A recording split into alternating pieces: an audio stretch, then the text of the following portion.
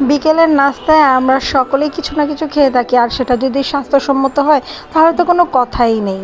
তাই আর কথা না বাড়িয়ে চলুন শুরু করা যাক। হ্যালো এভরিওয়ান, আসসালামু আলাইকুম।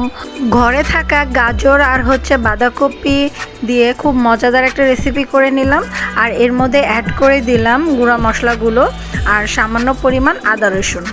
আরও অ্যাড করছি এর সাথে নুডলস আর সবজি একসাথে মাখিয়ে নিব সুন্দরভাবে মাখাতে হবে, নয়তো এগুলো ছাড়া ছাড়া হয়ে থাকবে।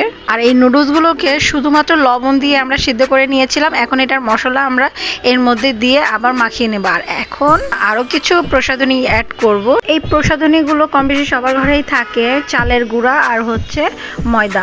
আমার এখানে লবণটা কিছুটা কম হয়েছিল, আমার দিয়ে নিলাম। আর একটা শেপ হচ্ছে কিনা দেখে নেব, নয়তো এটার মধ্যে আবারও আমাদের ময়দা অ্যাড করতে হতো। আর এখন আমি দিয়ে দিব পেঁয়াজ আর কাঁচামরিচ কুচি, এর সাথে ধনিয়া পাতা। আবারও আমরা এটাকে সুন্দরভাবে মাখিয়ে নিব। যত ভালো মাখানো হবে তত এটা মজা হবে। তেলের মধ্যে আস্তে আস্তে করে একটা একটা করে ছেড়ে দিব, নয়তো হাতের মধ্যে তেল তাড়াহুড়া করতে গেলে তেল ছিটে এসে হাত পা পুড়ে যাবে। এর জন্য সাবধানতা অবলম্বন করে এক এক করে দিয়ে দিলাম। এখন সুন্দরভাবে এপিট ওপিট করে ভেজে নিব। এমনিতেও পাকোড়া খেতে আমার অনেক ভালো লাগে, আর এর মধ্যে যদি বৃষ্টি হয় বিকেলবেলা বা ঠান্ডা ঠান্ডা ওয়েদার থাকে তাহলে তো কোনো কথাই নেই, একেবারে জমে ক্ষীর। দেখেন, আপনাদের সাথে কথা বলতে বলতে আমার পাকোড়াগুলো হয়ে গিয়েছে ভাজা। আর এই পাকোড়াটা করতে কিন্তু খুব বেশি একটা সময় লাগে না।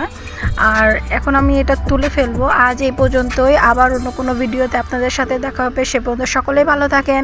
আল্লাহ হাফেজ।